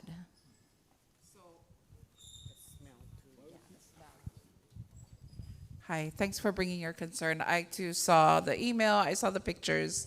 So I don't want to, so one, I don't think, our pickup is much more frequent than that. It's not every 7 to 8 days. Yes, we are dealing with illegal dumping. Sometimes we have cleanups, and we love cleanups. Thank you, community, for helping us to malama our parks. Sometimes we don't know about them, and so if we don't, we can't plan for pickup. But I will say in this case, this specific district, at that time, our refuse truck was down, you know, so it was out of repair. And so when that happens, our crews have to use their trucks. So they're using their F-150s. They use those to remove the trash. And so they try to get to it, you know, and I saw the pictures. There was a lot of trash there, and it looked like maybe there was a cleanup, because those aren't our city trash bags. But so they got to get innovative. So they use their trucks to remove the trash. And then there is the matter of the location. So, you know, our community tends to put the trash where it's convenient. We want to relocate where they're dumping their trash. We are going to put up some signage there. Our truck is fixed, so they're back on a regular pickup. And we ask that if you see any illegal dumping, just help us out by reporting that. But we do apologize, because, yeah, it looks pilau. We apologize for that. And thank you for acknowledging the work of our staff. And this is not an excuse, just for information. Who knows? Because I heard how many of our trucks, refuse trucks, were down, inoperable. Is it you, Roger? You know the answer to that, right? What's the answer, sir? A lot. These guys are also comedians. They're really smart, and they're really good at what they do, but they're also pretty funny sometimes. Go ahead, Roger. So, yeah, Department of Environmental Services, we collect residential only. So the gray, green, and blue carts with the side loader trucks. And there are some folks that are on manual routes as well. So those of you on manual routes, you know, you get twice a week collection, and you have your own rubbish cans. Yeah, so we, because of COVID, there were supply chain issues with the refuse vehicles. So that's the side loaders. We have 105 in the fleet. So normally we would purchase, they only last 7 years. It's very heavy, it's very challenging work for those vehicles. So they last 7 years, so we buy about 20 new ones per year. But But during COVID, a lot of orders were canceled by the manufacturers because vehicles weren't available. You kind of heard about chips and engines and all kinds of different things were not available. So we didn't receive any vehicles for 3 years, and we have yet to receive vehicles this year. We're expecting to receive about 14 vehicles this year and about 20 next year. But there are 60 vehicles that have run through their useful life that haven't been replaced in the last 3 years. So it is a challenge to keep the old vehicles on the road, and it's a difficult problem because when you have fewer vehicles and older vehicles that are out of service, then the newer vehicles that you do have work double time because they have to come back and then go out and do another route. So and that gets exacerbated with a lack of mechanics. So here we are recruiting again. If you've got we need a mechanics. cousin or somebody, we need mechanics, right? I mean, we do. That just makes it even more challenging. I mean, Roger talked about that earlier. It's one of those key functions, just like we need engineers. We do need engineers. We need like 45 engineers in the city. We have openings. Yes, we do. I mean, we're hiring. These are critical functions, and what we don't want to do is, that's why we're going all out trying to recruit. We're just letting you know. I mean, I want you to understand the problem. It's not even meant to be an excuse. Just want you to understand why things are the way they are right now. So I'm pleased to hear that. I think in our operating budget this year, we increased the budget by about $30 million. I'm looking at you, Tommy, for equipment this year, and some of that stuff has been delayed. We're a little bit behind on that. And it's a kind of not excuse, but COVID had an impact on so many different levels, and we're far from being past COVID on its impact on us. We are far from that, and we're just working through it. But thanks, Roger, for that perspective. I appreciate it. I knew you knew that stuff. Next. Yes, sir. We'll get you a microphone. Coming. Yep, right here. Good evening, Mr. Mayor. Sir. I want to bring up a couple. What's your name? David Yomes. I'm the chair for the Salt Lake Neighborhood Board. A couple circumstances in Salt Lake. One is the Salt Lake waterway. There's a stench that comes from the waterway. This has been going on for years. Tried to resolve it with all parties involved. Still haven't gotten anywhere. So the community got together and tried on our own to solve this problem. So we even used our own funds to pay for the first cleanup of the waterway and cleanup of the park. And what I'm asking the city is not for money, is to ask the city to help us with the rubbish to get it taken to the incinerator or the refuse center. Our last cleanup, thanks to Kyle Takuda and Denny Higa on your staff, they took care of it, and we resolved that issue. But we have a number of cleanups to help the city, trying to save taxpayers money. And I live in a resilient community that loves volunteerism, and they come out in force. The last cleanup, we had over 150 people that came out, and we cleaned the waterway. But the problem with the waterway is affecting so many people that live right around the waterway, the high rises, the low rises. And it's been going on forever. The smell is going into their living rooms, their bedrooms, and it's all coming from the stagnant water within the waterway, which is caused because there's no circulation in the water. And a lot of the trees and the branches are blocking the circulation. So we're trying to get all of that taken care of so that smell and stench will go away. And we're just asking the city, not for money. I was going to ask the city for money, but council member Cordero? No, I said this council member, she said she was going to give us $50,000 from her campaign funds, so thank you so much. Appreciate that.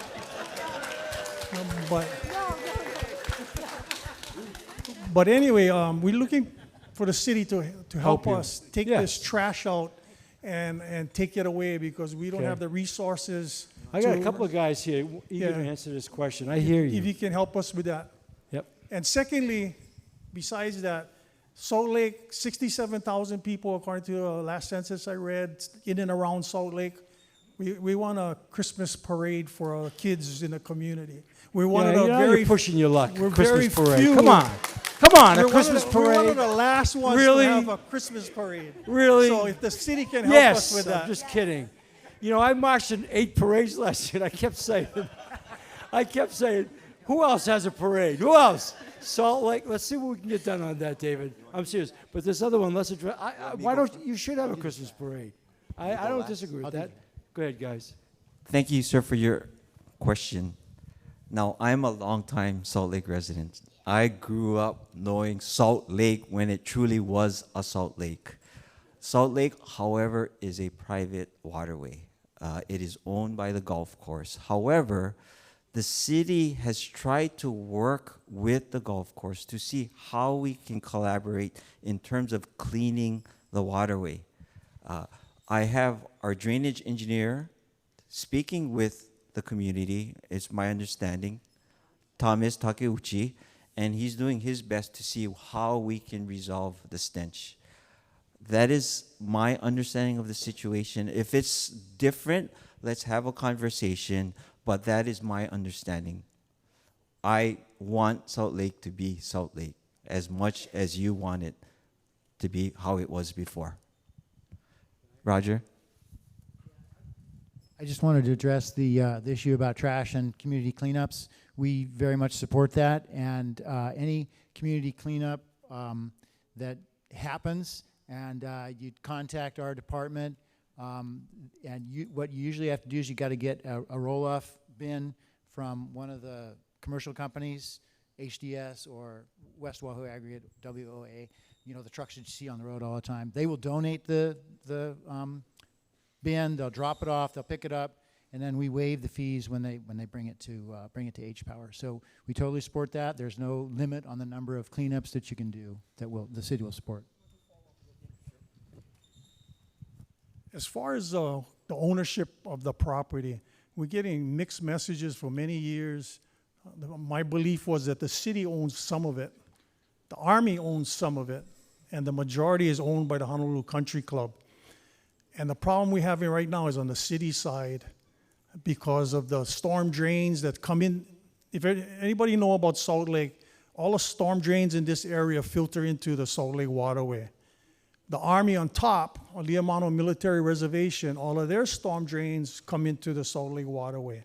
So that's where we're having a problem. The three entities, try to get them to sit down and see if we can figure this thing out, which wouldn't cost too much for the taxpayer. I know the city and the prior owners of the Honolulu Country Club, they had a grant for a few $1 million, and we don't know where the money went. And appearing that nothing was really done with that type of money. And then they changed ownership to the country club. So now the new owners of the country club, they've been pretty receptive, and they started to clean up their area. But we're trying to concentrate on the city side, try to save the city some money and get all of that cleaned up so the circulation can continue and we can get rid of the stagnant water, which is causing the smell. I'm not making an excuse. I've been in the position for less than a year. I would take personal investment in this issue because I want Salt Lake to be Salt Lake. Thank you. We have, okay, there's a woman down here, somebody, we said we're going to, okay, in 1 second. Go ahead, ma'am. Then we'll come right to you. I just wanted to make a fast comment. Thank you very much, everyone, as far as your cabinet here that's here tonight, because really to have everyone gathered and away from their family time, really appreciate it. However, just a comment on the Salt Lake Waterway. We're part of a group here that are the community constituents that put together a grassroots project, which was the Salt Lake Waterway cleanup. Although it is privately owned by Honolulu Country Club. I don't know if you're a golfer, but... No, but I knew Tomi Otaki, but he sold it, and I wish he still owned it because I'd like to be able to talk to him. Yeah. I don't know who the new guys are, but go ahead. They're Korean owned now. Yeah. But my whole thing is that we meaning the Country Club Village, the Vista, we're the condos that live right along the Salt Lake Waterway. And what we go through with the smell, along with its respiratory problems, nausea, headaches, it's really not a pleasant situation. And I know that the state did dredge it. So $250 million was spent on dredging it. Dredging only makes it worse. So our situation here is we took it upon ourselves because we've been getting complaints I've been on the neighborhood board, and we're not supposed to bring in neighborhood board according to Mr. Lloyd, but, you know, people have been coming to the neighborhood board for the past 10, 15 years, complaining about the smell and what can we do. So we finally decided that what we'll do is we did a resolution and we decided that we're going to attack the problem as best as we can on a grassroots level, like I said. So therefore, we've gathered the different condos and the residents that are nearby. We had even the Army, military people, and Navy. They competed with each other, so who could beat each other. And, you know, they participated in the volunteer of the cleanup of Likini Street Park, and also you know, we did Genki balls. So that's what I want to announce. We did Genki balls. Yay! Yes, yes. And you know. So I'm going to ask you what your question is because we're going to run out of time. Yes. Okay. But you know what? I'm that's supporting Genki balls. But if you would support us with the Genki balls project too, with a proclamation, that'd be really great. I met the guy who invented the Genki Yeah, balls. yeah, Nago. He's a very yeah. cool guy. So yeah. So Right. if we can get your support on that too. Okay, I would just say one thing on behalf of my two guys here, and Dr. Roger Babcock and Gene O'Bonnell. These are two really top flight engineers, and we're really blessed. And if anybody could figure out something, and Gene just made a personal commitment here, we'll try to make an effort on that. I recognize the fact that that's got to be very, very disturbing and upsetting, and it's a little bit mind-numbing. You're into Genki balls. The government state spent $250 million dredging. You've got the Army and the Navy cleaning up. You've got a community cleanup, and it's still there. So I don't know what the immediate solution is, but I promise you it's on our radar screen. Okay? Ma'am.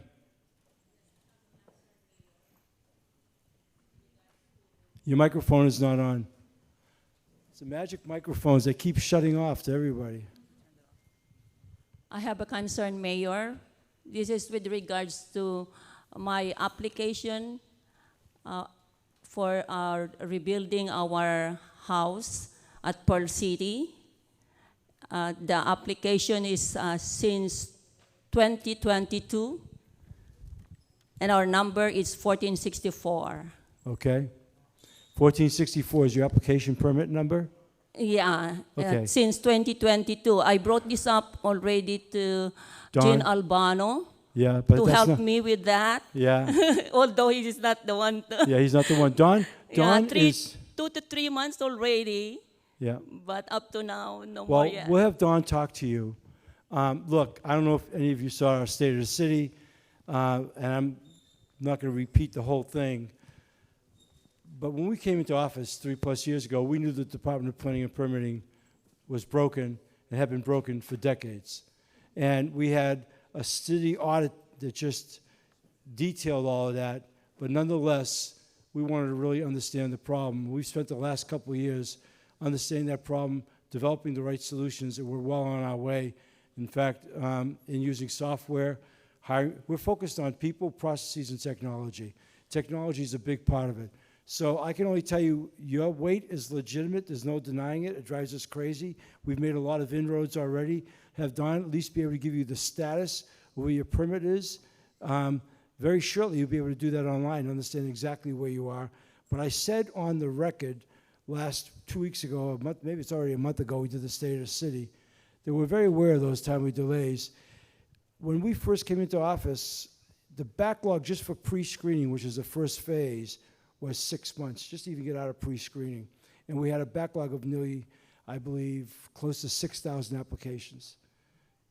Today, there is no backlog. Today, you get that through pre-screening in 3 days or less. Our next phase is on reading the code. We're using artificial intelligence as we did with that.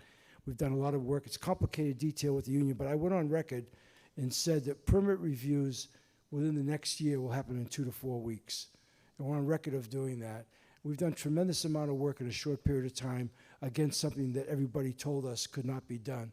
So I could take you down a long, dark road, but I just understand it's legitimate. We'll give you an answer, and we'll try to tell you where things are. But things are about to improve greatly within DPP for our community, and that we're determined, and that we're confident. So next question, up there. Hi.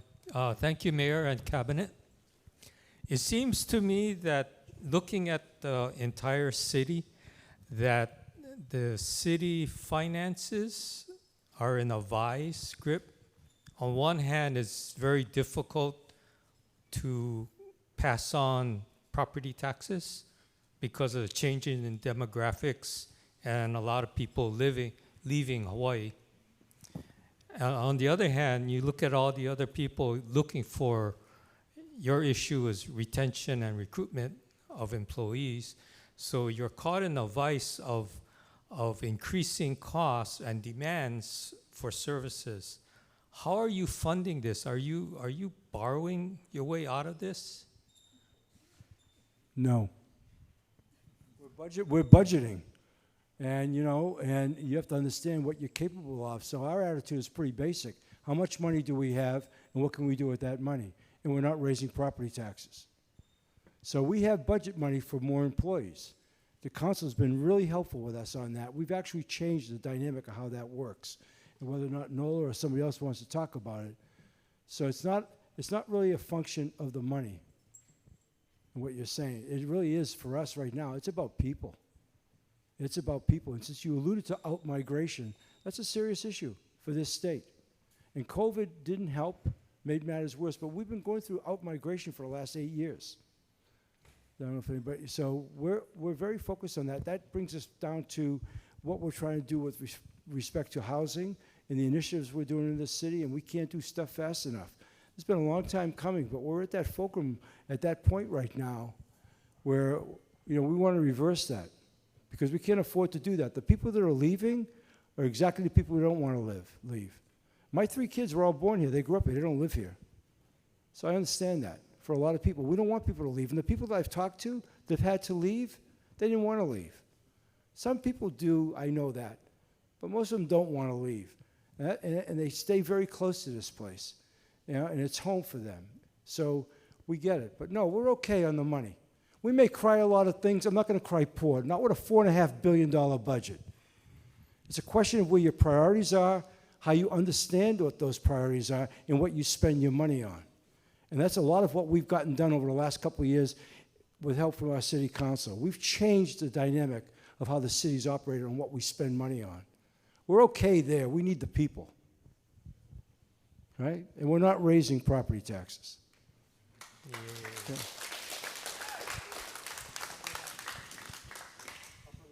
Upper left. Over there. Yes, sir. Hi, Mr. Beer. My name is Joe Omura. I'm a Salt Lake resident since 1970. Hi, Joe. And I have a little thing, I guess, with the people that live around our neighborhood. And the question is this, pertaining to the pay raises that went by from last year and then this year's raise as well. I know I talked to a council person that voted against the raise. That person told me, you know what, I'm voting with my conviction, but there's no choice. We're forced to take it. I talked to a council member that voted for it. He said, I had to vote for it because it doesn't look good if we all vote against it and we get the raise anyway. And so I was told that it's formed by committee, it's passed by some kind of finance committee, and once it's passed, that's it. All the council can do is do a ceremonial vote. So I said, okay, if that is true, then who controls that committee that forces the wage thing onto you? And so basically, I've read articles in the paper, and to me, it doesn't make sense. And so that's why I'm asking you this question, because you can clear this up so that, you know, like, I thought that the council sets the laws and that you would sign There's a a salary commission. The salary commission, right. That's what you're but talking see, about. the thing is, okay, for the salary commission, right, shouldn't the council be the one that, shouldn't the salary commission only recommend and not have a final say by saying, we passed this, and now this is it. You guys have no choice. What's your question? So that's the Because I have to tell you what right can we now. do? Let me give you a perspective, okay? Okay. Because I hear you. I just got done telling this guy, we may cry a lot of things. We don't cry poor. We have the money. Right. What happened with the pay raises for this team is that Mayor Caldwell in his last year, understandably, because of COVID, said no raise. Okay? That was 1 year. We came in, and for the first 2 years, I said no raises because of COVID. 3 years in a row. Meanwhile, civil service people, collective bargaining, all got raises. Our team got no raise. Last year, salary commission asked me, I said, you know what? We're pulling out of this. We're okay financially. We know what we're doing. put them in for raise. I didn't know what the raise number was going to be. Okay, the salary commission operates autonomously, irrespective of what you might hear. There's no influence from our people. And they came up with our raises, both for city council and for us. And after 4 years, I wasn't about to deny these men and women who work extraordinary hours, 7 days a week, they don't get paid overtime, a raise in a place where groceries have gone up 27%, we've had a 7% inflation. And I would say to you, sir, since we're behind even what the collective bargaining people were making, fair is fair. Nobody's up here doing it for charity, and none of us signed up to make money. That's not what this job is about. But I'm not going to deny my people who work really hard an opportunity to make a fair wage as based on the analysis that's done and on the money we're paying all of our other employees. So that's where I come down on that. Okay? And I'm willing to talk to you afterwards. I don't want to talk about it anymore. And I get to say that as mayor. Okay? Feel very strongly about that. We have exactly 5 minutes left. I want to answer a couple more questions if we can. Who's up next? Hey, how's it, Bear? It's your second question tonight. You're on a roll. Yeah. You changed sides, but I still recognize you.